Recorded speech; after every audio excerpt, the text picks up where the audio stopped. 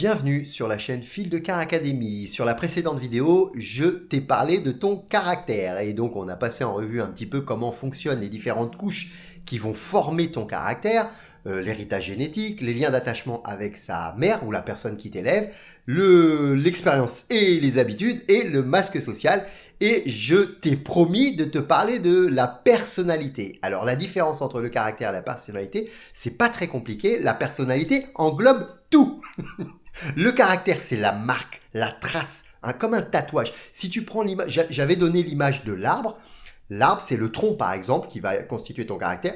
Et puis, tout le feuillage qu'il y a autour de l'arbre, ça va être la personnalité. Sur la miniature de la vidéo, j'avais mis les racines, le caractère, et puis les branches et les feuilles, la personnalité. Et si je prends une autre image qui est, par exemple, ton corps, le corps humain, eh bien, on peut donner comme image le fait que ton caractère, c'est une cicatrice, ou un tatouage que tu as, et puis ta personnalité, c'est tes vêtements qui entourent tout ça, qui sont au-dessus et qui vont cacher ce qu'il y a en dessous.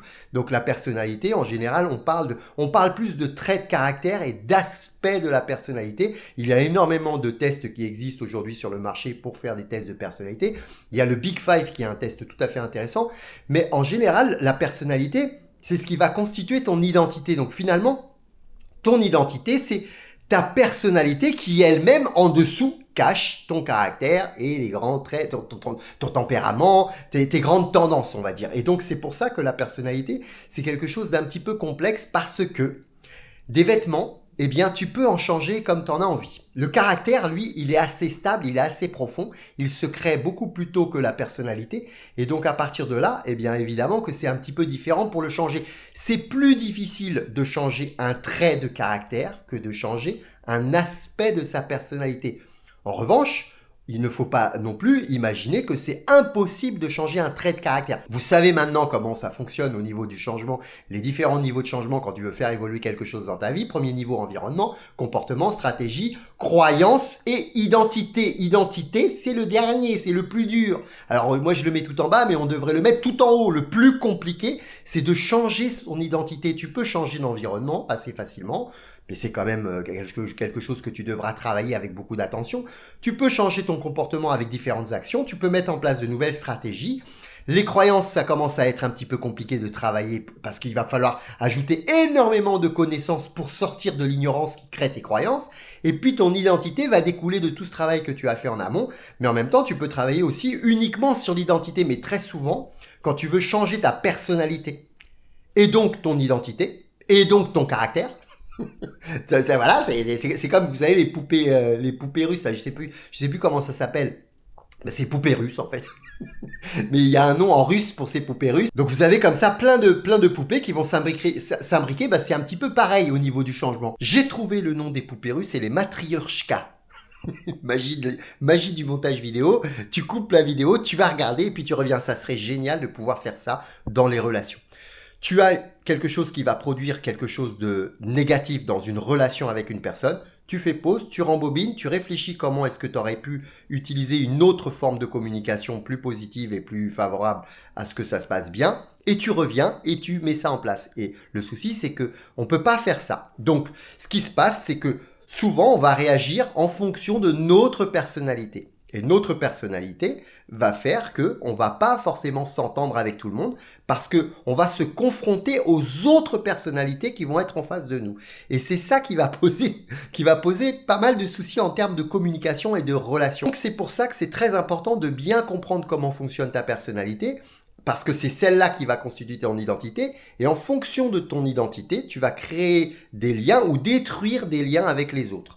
Quand tu rencontres une nouvelle personne, eh bien en général, ce sont deux identités qui vont se confronter, donc deux personnalités qui vont se confronter. Et donc ce qui se passe souvent avec la personnalité, comme je t'ai indiqué, je t'ai précisé que c'était des vêtements que tu mettais sur ton corps, souvent tu vas pouvoir mettre des vêtements sur ton corps qui vont cacher tes vrais traits de caractère profonds en fonction de la personne qui a en face de toi. C'est pour ça qu'on va changer de personnalité en fonction de nos interlocuteurs. Tu ne vas pas du tout utiliser les mêmes aspects de ta personnalité avec tes collègues, avec ton patron, avec ta femme, avec ton frère et tes sœurs, avec tes parents. avec des gens que tu vas croiser dans la rue et que tu ne connais pas. Tu vas mettre ce qu'on appelle un déguisement et un masque. Et c'est pour ça que je vous disais que sur la partie du caractère, la quatrième couche de ce qui fait ton caractère, qui est le masque social, eh bien c'est un petit peu à cheval très souvent avec ta personnalité. Parce que le masque social, ce sont les vêtements que tu vas mettre qui vont faire que tu vas t'adapter à la personne qui est en face de toi. À chaque fois que tu mets ce déguisement et à chaque fois que tu mets ce masque-là, ça va te demander de l'énergie. Si tu ne peux pas être toi-même avec ta vraie personnalité à l'intérieur de ton foyer avec ta femme et tes enfants, évidemment que tu vas être obligé de mettre un déguisement. Tu vas essayer de mettre la tenue qui correspond à ce que les gens attendent de toi. Et ça peut poser énormément de soucis dans la relation. Parce que si tu te dis, voilà, je suis père de famille, je dois donner des règles strictes à mes enfants et donc je dois donner une image à mes enfants qui est quelqu'un de très rigide, eh bien à ce moment-là, tu vas moins t'amuser avec eux et rigoler avec eux. Et tes enfants vont te regarder comme quelqu'un de très autoritaire, de très rigide. Et ça peut empêcher le lien avec ton enfant. Alors que si tu as une personnalité qui est plutôt enjouée et plutôt détendue en général, eh bien, tu vas le faire, par exemple, dans ton entreprise. Donc, tes collègues vont te voir au quotidien. Ah, il est super marrant, il a beaucoup d'humour, il est très ouvert à la discussion, il est très sympathique. Et puis, à l'intérieur de ton foyer, bah, les gens, quand ils parleront de toi, ils diront il est extrêmement rigide, il est extrêmement rigoureux, très autoritaire, et on ne peut pas négocier avec lui. Tu vas avoir deux aspects de ta personnalité bien différents. À chaque fois que tu fais ça, tu crées une dissonance avec toi-même qui te demande beaucoup d'énergie et ce qui va poser problème aussi sur ta relation avec toi-même, ton moi profond. Parce que à force de mettre des déguisements, tu sais plus qui tu es. Parce que tu vas avoir un déguisement et une personnalité que tu vas utiliser dans ton travail et une autre personnalité, un déguisement que tu vas utiliser à ta femme et une autre avec tes parents et une autre avec tes enfants. À chaque fois, ça te demande beaucoup d'énergie. Alors, la question c'est, qu'est-ce que vous mettez comme déguisement? Est-ce que c'est un déguisement où c'est juste une paire de gants et tu changes tes chaussures? Ou bien est-ce que tu changes complètement tout? Tu changes ton pantalon, ta chemise, tu mets un polo, tu changes de chemise, tu mets un t-shirt, tu changes tes chaussures, tu mets en sandales ou en claquettes, puis ensuite tu es obligé de mettre un chapeau, puis tu changes tes tatouages. Et donc, à chaque fois que tu vas avoir besoin de faire tout ça, la dissonance va être de plus en plus forte, évidemment. Et ça peut poser problème aussi dans l'autre sens. C'est-à-dire que si tu dis, ok, moi, ma personnalité, c'est ça. Mes vêtements, c'est ça. C'est ce que j'ai là, voilà. Et je n'en change pas. C'est-à-dire que même si tu vas à un mariage, tu mets les mêmes. T'arrives en mariage en claquette. Moi, ça m'est arrivé. J'ai une personne qui est venue à mon mariage. Elle était en chemisette à carreaux. alors qu'il y avait un code couleur et les gens, ils étaient tous bien habillés. Et lui, hop, il arrivait avec la chemise. C'est une personne qui reste sur sa personnalité habituelle, qui ne fait pas forcément l'effort de dire, bah, je vais quand même essayer de m'adapter un petit peu à la situation et donc apporter quelques petites choses à ma personnalité habituelle. Donc c'est aussi important de le faire. Comme toujours, l'idée c'est pas de dire c'est blanc ou noir, l'idée c'est de s'adapter à la situation. Mais il faut être extrêmement vigilant au fait que si à chaque fois dans tes relations avec les gens, tu es obligé de modifier pratiquement toute ta personnalité, tu vas dépenser énormément d'énergie et tu vas finir par t'épuiser et ça va créer de la charge mentale. Donc le fait de faire ça va aussi produire de la charge mentale. Et les gens, souvent, qui viennent me voir en cabinet, me disent « Bah oui, mais moi je comprends pas, j'ai beaucoup de charge mentale et je me mets dans l'anxiété, j'arrive plus à gérer ma vie, mais en même temps, bah je comprends pas parce que j'ai pas forcément un travail trop prenant, j'ai pas forcément trop d'activités qui font que bah ça va expliquer pourquoi j'ai de la charge mentale, mais en revanche, je sens bien que j'en ai. Eh bien, ça peut être lié à cela. C'est-à-dire que si tu ne peux pas être toi-même dans tes différentes relations, si tu as une relation un petit peu compliquée dans ton travail avec une personne, puis une relation compliquée avec tes enfants, puis avec ton compagnon, puis avec des personnes de ta famille, eh bien à ce moment-là, ça va te demander beaucoup d'énergie pour changer à chaque fois de déguisement, mettre le masque qui va bien pour correspondre aux attentes des autres, et ça va beaucoup t'épuiser, et tu vas pas comprendre pourquoi, tu vas dire mais je comprends pas. Ben, pourquoi? Parce que tu le fais de manière automatique sans t'en rendre compte. Tu ne te rends pas compte que finalement tu joues contre ton camp et tu vas contre les aspects habituels de ta personnalité et tes traits de caractère profonds parce que tu vas lutter contre ça pour correspondre à l'image que les autres attendent de toi. Et donc le but du jeu du bien-être et de la sérénité, c'est d'être bien aligné. Bien aligné, c'est faire le moins d'efforts possible pour changer de déguisement et s'adapter à mes interlocuteurs. Il y a un prix à payer à ça. Je vous l'ai déjà expliqué sur la précédente vidéo par rapport à mon caractère. Tu as un prix à payer à ça. Moi, j'ai une personnalité plutôt qui est assez proche en fonction des situations, ce qui fait que je me comporte un petit peu de la même manière je me comportais avec mon responsable, la personne qui est au-dessus de moi, et forcément, je ne mettais pas forcément de déguisement. Et de la même manière, je mets pas forcément de déguisement en fonction des différentes situations qui font que ça pourrait entraîner de meilleurs échanges avec les personnes. Mais c'est le prix à payer que tu acceptes de payer par rapport au fait que tu ne veux pas que ta charge mentale monte parce que tu dois faire énormément d'efforts sur ton déguisement. Donc, qui se ressemble s'assemble, c'est-à-dire que si les gens qui sont autour de toi et qui partagent ta vie les plus proches ont à peu près les mêmes traits de personnalité, les mêmes aspects, mêmes traits de caractère, mêmes aspects de personnalité, ou bien que ce sont des traits que tu acceptes et avec lesquels tu arrives à composer, tu n'as pas besoin de mettre de déguisement.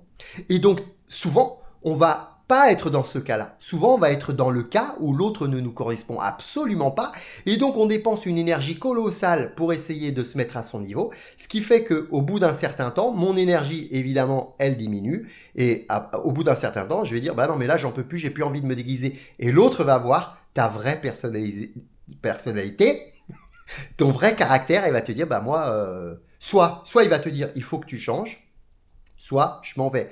Et quand une personne, si je prends juste l'exemple du couple, quand une des deux personnes te dit, si c'est la femme, elle dit à son mari, il faut que tu changes, ou bien c'est le mari qui dit à sa femme, il faut que tu changes, c'est le début des ennuis. Je vous le dis, c'est le début des ennuis à partir du moment où il y a une des deux personnes qui veut que l'autre change, parce que le changement, c'est extrêmement compliqué. On l'a déjà souvent évoqué dans les vidéos de Fil de Car Academy.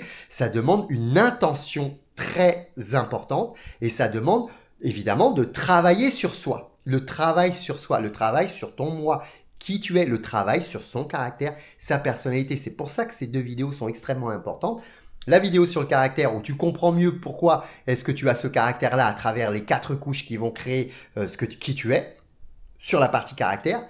Et puis ce déguisement de ta personnalité avec les différents accessoires que tu vas mettre pour t'adapter à l'environnement, aux gens qui sont autour de toi. Mais à côté de ça, tu peux évidemment travailler cela. Et c'est à ça que servent les vidéos que je partage sur la chaîne. C'est de pouvoir vous dire, regarde ça. Cette partie-là, tu peux la travailler. Comment est-ce que tu peux la travailler? Eh bien, tu peux la travailler comme ça. Pourquoi c'est important de travailler sur ça? Parce que ça va t'éviter de créer de la charge mentale et puis en même temps, ça va te permettre d'avoir de bonnes relations avec les gens et de faire des choix. Parce qu'avoir de bonnes relations avec les gens, ça ne veut pas dire tu as des relations positives avec tout le monde. Non, ça veut dire aussi, avec cette personne-là, j'ai envie de m'adapter parce que c'est important pour moi, il y a un intérêt personnel à ce que j'ai de bons échanges avec elle. Ou bien dans un autre cas, non, j'ai absolument aucun effort à faire avec cette personne-là. On ne se correspond pas, on n'est pas du tout sur la même longueur d'onde, on n'a pas d'atome crochu, elle ne m'apporte rien. Et à partir de là, je prends la responsabilité de me séparer de cette personne. Donc c'est très important de travailler sur ça. Quels sont les aspects de ma personnalité? Quels sont les traits de caractère que j'ai envie de travailler? Et quels sont les traits de caractère et les aspects de ma personnalité que je n'ai pas du tout envie de travailler, qui me correspondent tout à fait, qui me plaisent bien et je ne veux pas travailler dessus. Et ça, c'est un travail très important à faire. Comprendre comment tu fonctionnes pour pouvoir ensuite déterminer si ça vaut le coup pour toi de travailler dessus ou pas. Tu n'es pas obligé de travailler sur tous les aspects de ta personnalité ou sur des traits de caractère qui sont importants pour toi. Tu aimes ce trait de caractère-là, pourquoi tu devrais le travailler? Ah, mais parce que comme ça, je vais m'adapter à l'autre. Bah oui, mais l'autre, est-ce qu'il fait le même travail? S'il ne fait pas le même travail que toi, il y aura un déséquilibre et ça finira par aboutir à quelque chose de négatif. Donc, ça ne sert à rien. Si c'est un trait de caractère qui est important pour toi et que tu aimes bien, autant continuer à faire ce que tu fais.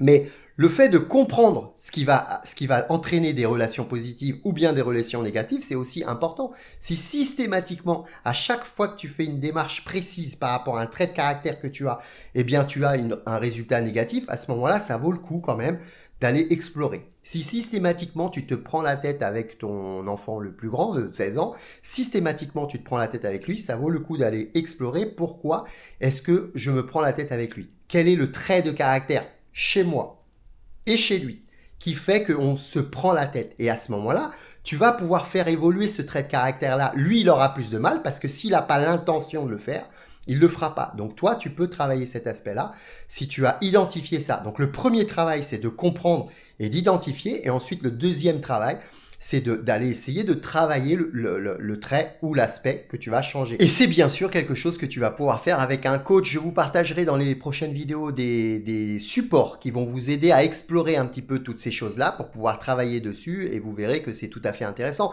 À partir du moment où tu as quelqu'un qui connaît le système, qui connaît un petit peu les démarches à effectuer pour travailler sur un point précis, c'est évidemment beaucoup plus facile puisque tu es guidé, donc c'est bien plus simple. La personne va être capable de te dire, bah là, tu mets trop de déguisement, c'est trop chargé. Il va falloir que tu te débarrasses. L'idée, c'est vraiment la vérité nue. La vérité nue, c'est le top, mais les gens ont peur de la vérité nue. Ça sera l'objet de la prochaine vidéo sur la vérité et la liberté. Et vous allez voir que c'est absolument passionnant. Ça sera basé sur une histoire, l'histoire de mensonges qui rencontrent la vérité. Merci à tous ceux qui continuent à s'abonner et puis surtout qui regardent les vidéos jusqu'au bout. Et puis vous allez voir qu'on va commencer à monter en puissance maintenant sur le travail sur soi. Ça va être absolument passionnant. À bientôt.